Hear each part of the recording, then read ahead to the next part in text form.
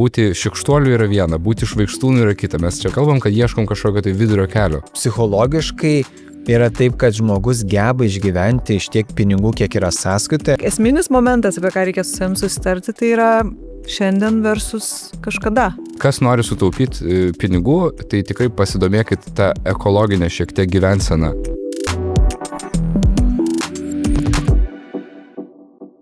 Finansinė pagalvė siejama su saugumu, ramybe, atsparumu netikėtumams.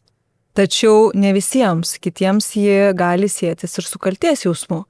Turėčiau turėti, bet neturiu. Sukaupiau, bet viską išleidau.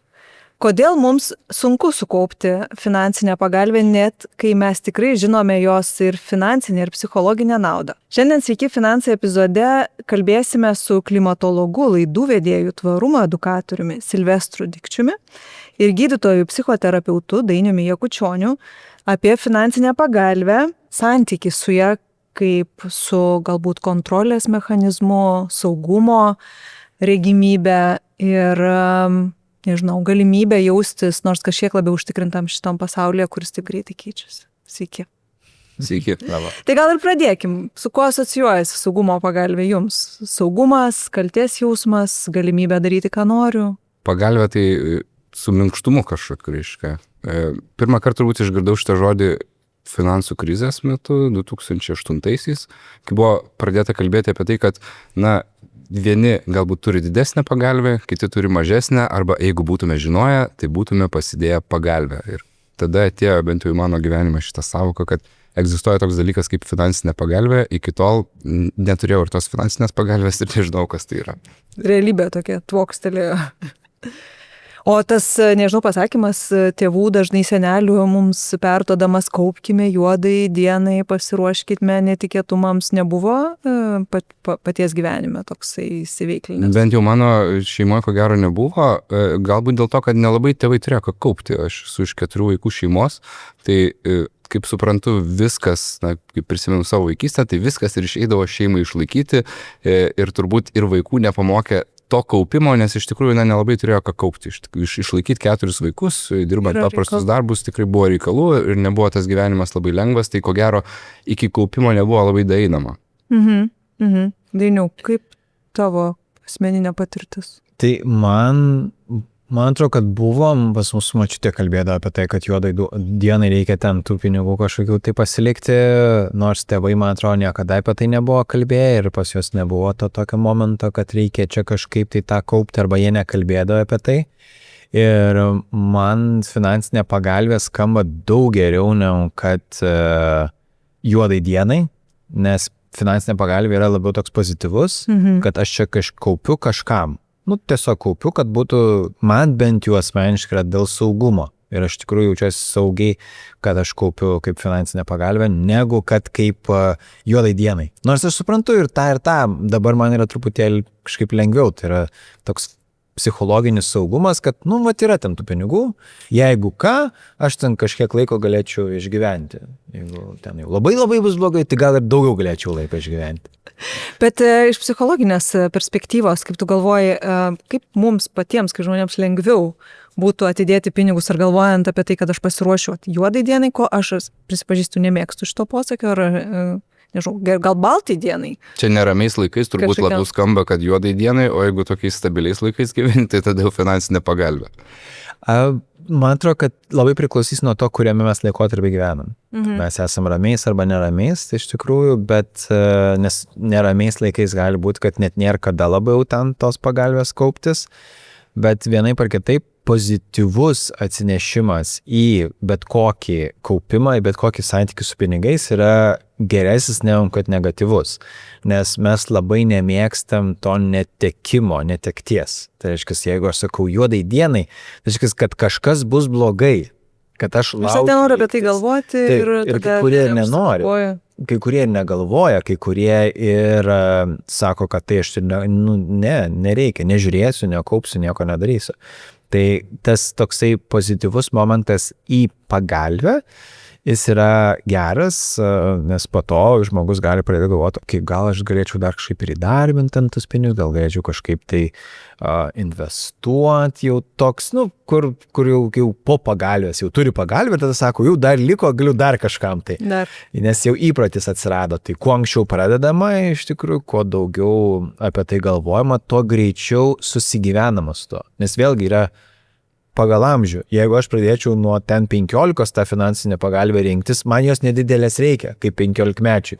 20 mečių jau žiūrėk, studijuoju, gyvenu pas tėvus, vėlgi. Jau bus nuo 15 visai nemaža, bet man tai nedidelės reikia. Bet jeigu yra įpratis ir jau yra susiformavęs toksai geras požiūris į tai ir malonus, tai aš po to jau turėsiu ją ir bus toks, tai čia man normalu, aš vis laik tai turėjau. Bet jeigu pradedu nuo 40, jau yra toks... Visada išgyvenu, gal ir toliau. Taip, aš tikrai reikia. Tai man atrodo, kad su laiku, jeigu pradėjai, tai po kažkiek laiko pasidarys įprasta, natūralu labai. Bet kalbėti su savim vis tiek tokiu teigiamu. Aš kažkur girdėjau, kad ta finansinė pagalbė tau suteikia labai daug laisvės iš esmės. Tu, jeigu tau jau darbas tikrai labai blogai, ar ne? Tu turi finansinę pagalbę ir neturi. Tai taip. Turi finansinę pagalbę, tu lengviau eisi, ieškosi kažko kito, negu kad visiškai nieko neturėdamas, ar ne? Be. Turbūt iš asmeninės patirties, Silvestrai, galit pasidalinti. Žinau, tikrai turėjot ir samdomą darbą, dabar daugiau laisvai dirbat. Ar kaupė tą finansinę pagalbą, ar galvojate? Taip, kaupiu, bet reikėjo ateiti turbūt ne tuo lengviausiu keliu, kad kažkur paskaičiau, pasidomėjau, sužinojau, paklausiau protingų žmonių patarimo ir štai jau kaupiu. Nors aš vėlgi, kai Dainius pasakoja, visą laiką galvoju irgi pozityviai, kažkaip man tas juodos dienos įvaizdis visai netinka, aš galvoju apie tos sukauptus pinigus kaip kažkokį pozityvų dalyką, kuris tikrai duoda saugumą. Tai dabar kokių 10 metų jau aš esu laisvai samdomas, prieš tai turėjau mažąją bendriją, buvau mažosios bendrijos vadovas, tuo pačiu dirbau ir kaip laisvai samdomas, dabar esu tik tai laisvai samdomas darbuotojas, tai reiškia, kad neturiu pastovių pajamų ir pati pradžia buvo tokia, nelengva, ta prasme, kad aš pradėjau tą savo freelancerio laisvai samdovo kelią nuo to, kad buvau sukaupęs tam tikrą sumą pinigų ir nusprendžiau, kad noriu pakeliauti, pagyventi laisviau ir net neketinau būti tuo laisvai samdomu, tiesiog pasiėmiau tokį trumpesnį šiek tiek nei metų epizodą, kur dirbau pakankamai nedaug, bet dirbdavau tokius laisvai samdomus darbus. Ir jau tą finansinę pagalbę man ir suteikė tuo metu laisvę tokią. Tada, kai tie pinigai baigėsi, man taip, nutiko, kad aš nebegrįžau samdomą darbą, supratau, kad aš galiu tiesiog būti laisvai samdomas, bet ten jau reikėjo mokytis visokiausių dalykų. Mokesčių klausimas. Tie žmonės, kurie laisvai samdomi, dirba su individualia veikla, kaip aš, tai kartą į metus turi susimokėti mokesčius. Tas nutiks iki gegužės, berods 2 šiais metais vėl. Tai kad aš ateičiau iki to žinojimo, kad kiekvienais metais tai bus, nes kai tau apmoka sąskaitą, tai atsidėti kažkur tai apie 20% tos sumos pradžioje, tai nebūdavo tokios minties, kažkaip, kai ateis laikas čia spręsiu. Tai pirmi keli metai to laisvai samdomo darbo, pavasaris būdavo kažkokios tokios finansinės įtampos laikas toksai. Teko išmokti per kažkokias nemalonės patirtis, kad labai svarbu kaupti bent jau tuos pinigus pradžioj, kurie yra mokesčiam pinigai. Vieną mėnesį tu gali gauti daug pajamų, kitą dieną gali jų visai nebegauti. Ir tu turi toks labiau finansiškai tikrai planuoti gyvenimą, negu atrodytų, kad jeigu kiekvieną mėnesį žinai, kad štai tau įkris alga. Sunku buvo? Buvo kažkokių epizodų, kur patirdavau tokį finansinį stresą ir jisai labai nemalonus iš tikrųjų dalykas. Po to, kai jau patiri kažkokį finansinio streso laikotarpį, tada supranti, kad jau šito tai tikrai nenoriu, nes čia ir supranti, kad dažniausiai nuo tavęs priklauso. Nes yra visokių mes stresų galim gyvenime patirti, kurie nuo mūsų nepriklauso, o finansinį stresą, vėlgi ne visada, bet dažnai mes galim kontroliuoti ir valdyti. Tai tada jau pradedi mokytis disciplinos, kažkokių dalykų, kurie tau tik apsaugok nuo to, ten labai nesmagu būti. Dainiau, kartais ar ne morka, kartais botagas, kaip sakant, pamokina mus čia šitų dalykų. Tai visą laiką mes gyvenimas iš tikrųjų. Tai gyvenimas, mes išmoksim, viskas tvarko. Maloniau yra jausis, kad aš esu laisvas ir saugus. Ir kad, tai žinau. Ateis mokesčio diena, ateis kažkokio milžiniško pirkinio diena, ateis kažkokia nelaimė, man viskas bus gerai, arba netgi ir tas, kad jeigu aš nenorėsiu dirbti, tai irgi bus gerai, nes aš galėsiu išgyventi, aš galėsiu rasti ten tą darbą per kažkiek tai laiko ir netgi kažkiek pasispaudęs tikrai išgyvensiu. Kai tu minėjai apie tos kelis triukus arba galimybę sukaupti finansinę pagalbę, tai aš irgi sakyčiau, kad viena pirmųjų būtų visų pirma, jai atidėti gavus pajamas ir tik paskui tas pajamas likusias išdėlioti, nes kai mes galvom, kad iš to, kas jau liks mėnesio pabaigoje, aš atidėsiu, dažnai nelieka. Kitas, man atrodo, labai dažnai pražiūrėtas, aš sakyčiau, momentas yra, mes galvom, kad turim sukaupti būtinai pinigų sumą saugumo pagalvė, bet tas pats, na, pavyzdžiui, nežinau, būsto civilinis draudimas yra saugumo pagalvė, automobilio draudimas, kelionėje draudimas, tai yra saugumo pagalvė, kuri netikėtumų ištikus, nu, mane tikrai labai smarkiai gali išgelbėti, nes aplėsiu kaimyną ar ne vandeniu, tai čia jau tikrai tų santaupų reikės labai daug, Taip. o tas draudimas gal nėra toks labai ir brangus kartais dalykas, bet pamirštam. Bet aš kažkaip iš to, ką girdžiu, galvoju, kad vis tiek esminis momentas, apie ką reikia su savim susitarti, tai yra šiandien versus kažkada. Nu, tas yra, kur labai gražiai skamba, yra pirma susimokėti savo.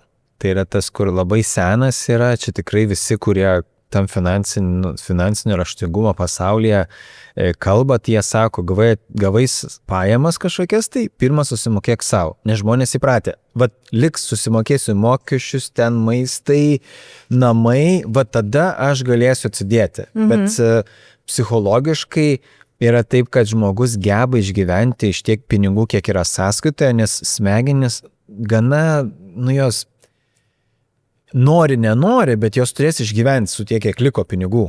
Tai aišku, jeigu sąskaitų buvo 1000 eurų, o po to ten savo susimoku 100 ir lieka 900, tai per mėnesį turėsiu išgyventi per su tais 900 eurų. Bet aš jau būsiu pasidėjęs ir tai bus tokia mintis, kad aš savo padėjau. Ir kitas dalykas yra labai svarbus procesas. Tai yra, kad aš tą darau pastoviai.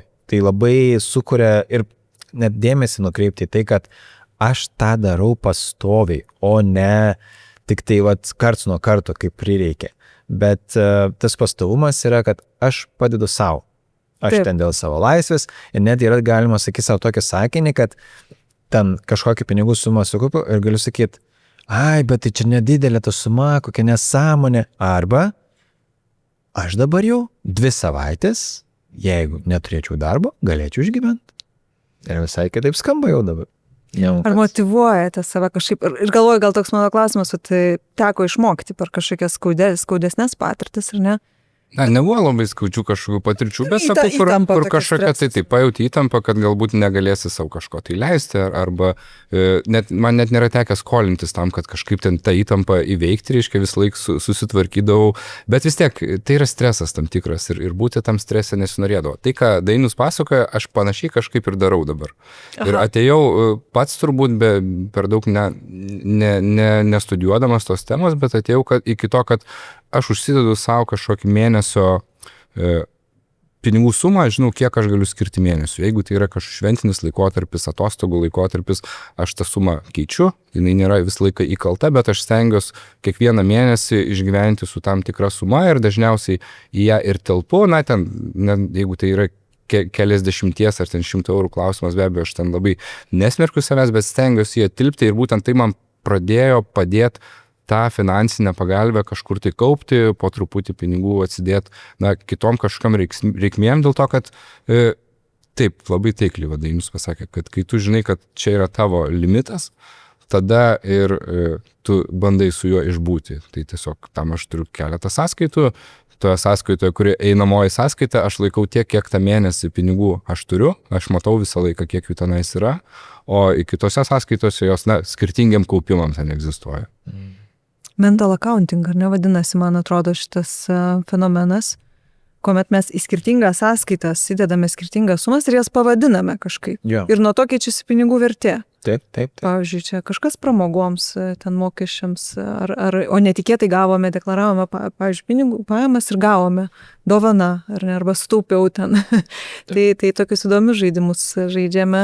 Nu, yra svarbu, kad būtų malonu, tai pavadinti tą tokį per pozityvą kažkokį, tai, ne juodos dienos ten krepšelis, bet toks, kad čia yra kažkoks taupimas ten vienam ar kitam dalykui, tai vis laik yra geriau, negu kad žmonės tik tai galvoja, kad bet tai čia reikės daug sąskaitų, čia nesąmonė, čia vargas vienas, bet čia yra, tų sąskaitų gali atsidaryti, kiek tu nori, tam banke, nieks ten labai daug neriboja, ar gali kitam banke atsidaryti, nieks labai taip ir, ten kažkiek dabar jau pradeda kainuoti ten tų sąskaitų palaikymas, bet šiaip tai yra lengvas būdas taupyti arba kaupti. Čia kaip pavadinsim, nes mes kažkaip esam kalbėję apie tą taupyti. Taupyti reiškia atimti iš savęs. Taip. O kaupti tai aš savo kaupiu. Auginti. Ir visai kitaip, auginti ten. Visai kitaip skamba, nes taupyti tai toks, tai skrega, aš taupau. Bet kaupiu, aš kaupiu, savo kaupiu. Tai tada visai irgi tas. Kartais tie žodžiai, net ir labai neryškus pakeitimas, jisai tikrai duoda visai neblogą efektą. Ir girti save, suprantu, ar ne? Už mažiausią žingsnį galima tikrai geriau negu plakti ir sakyti, kodėl visi turi sukaupę pagalbę už štai. Taip girti visą laiką yra gerai. Čia tik tai, kad mes lietuviai esam turbūt tokie, kurie nemėgsta girti savęs irgi. Tai, ką tu kalbėjai apie susitarimą su savimi, apie pavadinimus skirtingus, apie, požiūrį į pinigus, kaip jūs galvojat, kaip jūs jaučiatės? Krizė keičia viena kitą Lietuvoje. Iš esmės mes turėjome pandemijos didžiulę krizę, tik atrodo, jį praėjo, karas, infliacija milžiniška, ar ne, ir vėl kiti kažkokie iššūkiai. Ir man tenka girdėti tikrai nemažai žmonių sakančių, kad aš gyvenu šiandien, aš nieko negaliu prognozuoti, tas gyvenimas per daug neprognozuojamas yra, gyvenu šią dieną. Ar jaučiate jūs patys, ar tai jūs veikia, pavyzdžiui, visa kažkokia aplinkinė situacija, jinai skatina kaip tik džiaugtis šią dieną, ar vis tik ir galvoti apie ateitį ir ją rūpintis? Mane tai ko gero ir taip skatina ir džiaugtis šią dieną ir tuo, ką turi, bet rūpintis ateitim tai be abejo, kad man atrodo, kad tampa daug svarbiau. Turėti sukaupus kažkokių tai lėšų, galbūt nesudėti jų visų ten, kaip sako, kiaušinių į vieną krepšį, kaip tik tampa atrodo, kad labai svarbu, kad tu nežinai, kas nutiks ir čia tas jau tos juodos dienos scenarius visai galimas būti. Nors norisi kaupti visą laiką, galvojant apie tai, kad kažkur čia smagiai tos pinigus išleisiu, kad nesusirgsiu, ne kažkas ten nutiks, o tiesiog išleisiu kažkur tai ar daiktui kažkokiam tai, ar savo malonumui kelionį, ar kažkur tai naudingai, bet iš esmės be abejo, kad dabar aš manau, kad žmonės tą jaučia ir kad kaupimas įgauna šiek tiek kitokią dar prasme, tokią, rimtesnę, ko gero, kad svarbu tampa. Netgi kalbant dabar apie, nežinau, gal mes apie tai paliesim tą temą, ar likti antroje pensijų pakopoje ar ne, tai dalis žmonių aš girdėjau tokį argumentą, kuris gal yra, Dainius gal pakomentuos, kad žmonės nori turėti tuos pinigus dabar šalia savęs, nebūtinai juos išleisti kažkur, bet juos turėti šalia savęs, kad jeigu nutiks kažkoks dalykas, jie juos galėtų pasimti ir panaudoti tom savo pirmosiom reikmėm. Yra tas momentas, man atrodo, čia žmonėms tiesiog psichologiškai yra įvairiai. Mes galim žiūrėti vieną krizę, kuri kaip krizė yra, tai pusė žmonių bus tokia, kurie pradės kaupti labai saugot, kita pusė sakys, važiuojam. Ir yra kitas tada momentas, kai jos tęsiasi. Pačioj pradžiai žmogus gali suvokti, kad reikia kažkaip pasispausti, maža kas čia kaip bus, aš pradėsiu čia gal taupyti, gal kaupti kažkokiu tai būdu. Ir kas atsitinka, kai eina krizė viena po kitos, jisai nuvargsta. Mes taip turim tokį terminą išmoktas bejėgiškumas. Ir tada žmogus nusivelia. Tai koks šis jis nebetiki, kas bus ateityje, nes tai dar viena bus čia kažkokia krizė, tai tada viskas bus blogai. Žmogus elgiasi taip, kaip elgiasi, jis nėra racionalus ir net ilgesnių krizių metu, net ir patys protingiausi, racionaliausi žmonės, jie irgi taip. Tai kiek ilgai tęsis? O ką jeigu nesibaigs?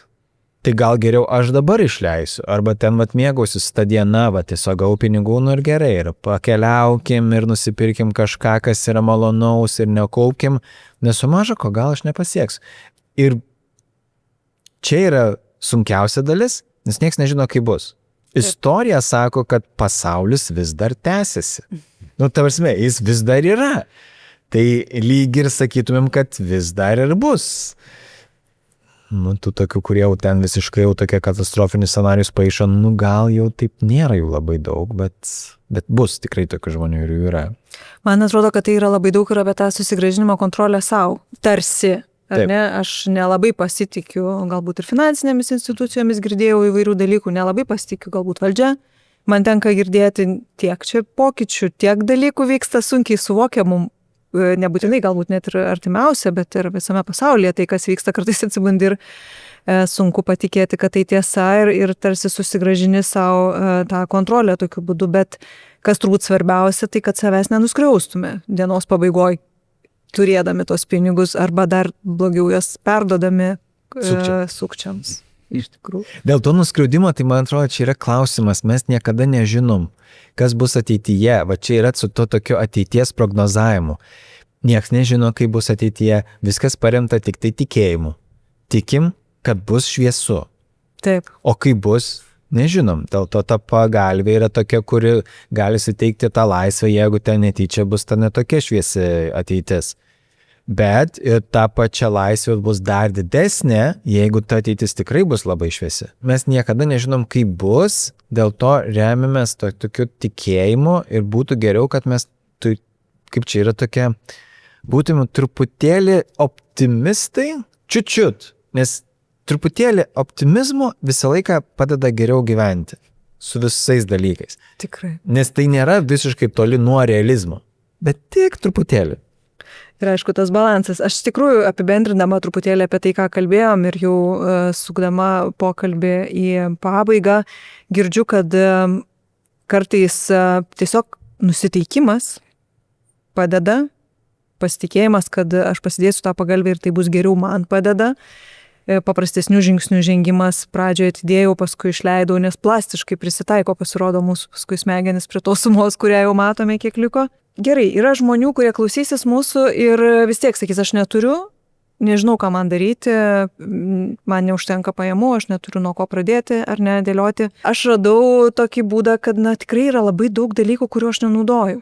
Namuose, nežinau, aplinkoje knygų, krūvos, kurias, ar ne, kad ir pradžiai išjudinti, aš galiu parduoti mainų platformose, galbūt aš galiu, man neteko, bet aš esu girdėjus tikrai ir pavairuoti savaitgalį, papildomai užsidirbti, ar ne, pavėžėjų padirbėti. Bent jau tiem kažkokiem pirmiem žingsniams, ar netgi pramogauti tiesiog vaikščiojant, kas nekainuoja pinigų ir suteikia kaip tik gerų dalykų. Gal dar kažką jūs atradot, sugalvojot, kas galėtų būti tas pirmas žingsnis, kuris padėtų susikurti bent jau pradinį finansinį saugumą?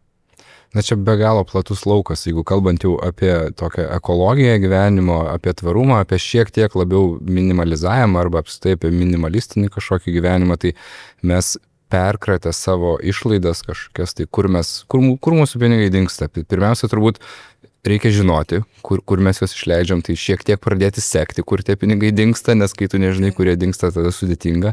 Ir tada jau tenais, kaip mes tik tai norim įsivaizduoti, nes būti šikštuoliu yra viena, būti žvaigždūnu yra kita. Mes čia kalbam, kad ieškom kažkokio tai vidurio kelio. Kaip būti viduryje ir patirti ir kažkokius gyvenimo malonumus, bet ir saugumą to pačiu turėti. Tai kas nori sutaupyti pinigų, tai tikrai pasidomėkit tą ekologinę šiek tiek gyvenseną. Galima gauti ir naudos savo, reiškia, daugiau paprasčiausi dalykai, mažiau išleisti transportui, daugiau judėti natūraliai. Mint dviratį, vaikščioti pešiom, apskritai nieko nekainuoja. Reikia šiek tiek sutaupyti laiko, nukirpti to laiko nuo buvimo telefone ekranuose, vaikščioti pešiom, pinigų susitaupo. Aš prieš 4 metus atsisakiau automobilio. Ir be abejo, čia toks jau gan radikalus pavyzdys. Atsisakyti automobilio tikrai ne kiekvienas gali, daliai žmonių daugumai jis yra būtinas. Bet kaip pavyzdys. Ir paskui pasižiūrėjau per metus, kiek aš išleidau transportui Vilniuje. Tai buvo išlaidos apie 750 eurų. Transportas Vilniuje ir dar buvo automobilio nuoma į užmiestį. Reiškia, toks labai atrodo, mašina daug kainuoja išlaikyti. Kartais tai yra mums tiesiog nebūtinas visai dalykas, prestižo reikalas. Aš nuomodavausi automobilį, kai man reikia, tai reiškia, turėjau mašiną, bet pinigų sutaupiau tai tikrai daug. Ir daug tokių būdų per drabužius einant, per maistą. Sveika mityba, jeigu mes gaminam maistą namie ir valgom sveiką maistą namie, mes tikrai mažiau išleisim, negu užsisakinėdami, kad buvo atvežtų namo tą maistą, kuris dažnai dar ir ne pas geriausias yra. Yra daugybė būdų tiesiog, kaip mes galim tapti ir labiau ekologiški, bet padėti savo ir savo piniginiai labai smarkiai padėti. Tikrai. Dainiau, dar kažką. Aš manau, labai paprastas yra būdas, visi pokyčiai yra įpročiai. Tai vėlgi nes kad ir tas sukaupimas kažko, tai jis yra įprotis. Nes niekam dabar yra Silvestro įprotis, man tau yra įprotis, tai yra mes taip darom, net neklausim, reikia, nereikia, tiesiog tai įprasta. Bet iki to laiko tai nebuvo įprasta. Tai tiesiog žmonės labai užsiciklina ties sumom, kad aš turiu tokią sumą sukaupti, nes ten sako, finansinė pagalbė turi būti tiek atlyginimų, kad turėčiau taip. Bet aš negaliu tiek, nesigaus. Tai okei, tai bet aš nuo kažko turiu pradėti. Tai yra tas, kad aš jeigu pradėsiu nuo minimalios, aš darysiu įprotį, o įpročiai linkia plėstis, jie linkia didėti. Aš ten galiu 5 eurus per mėnesį įdėti ir man atrodo, čia nedaug. Tai gerai, gal kitą jų mėnesį galiu truputėlį daugiau ir pamatyti, kad nieks nepasikeitė, tada gal dar daugiau, vėl nieks nepasikeitė. Ir tada tas įprotis pasidaro toks, kad aš jau galiu tam tikrą sumą įdėti ir matyti.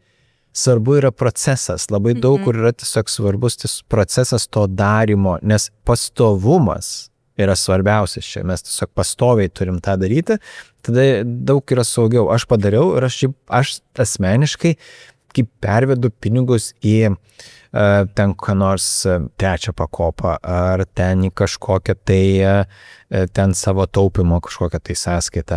Aš tuo metu džiaugiuosi ir giriu save, kad kaip faina, man saugiau, aš supratau, kad šį mėnesį padariau kažką jau, kas mano tą finansinę laisvę ir saugumą pakibino. Bet tai yra įprotis, kurį pradedi daryti ir tada matai, žiūrėk, čia aš uždirbu jau kažkiek procentų.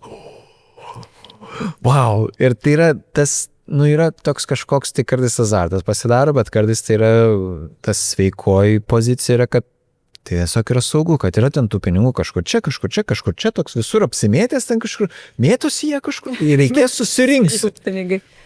Tai aš tikrai labai džiaugiuosi, kad tas įgūdis susiformavo ir jau dabar, sakai, net nežinau, ir čia tas saugumas vis didesnis, tai tikrai labai smagu ir aš tikiuosi, kad visi klausytojai išsirinks vieną, kitą ar 3 būdą ir žengs tą pirmą žingsnį tam, kad jų finansinė pagalbė būtų vis minkštesnė ir minkštesnė. Iki susitikimo kitose Sveiki finansai tinklalaidės epizoduose. Iki.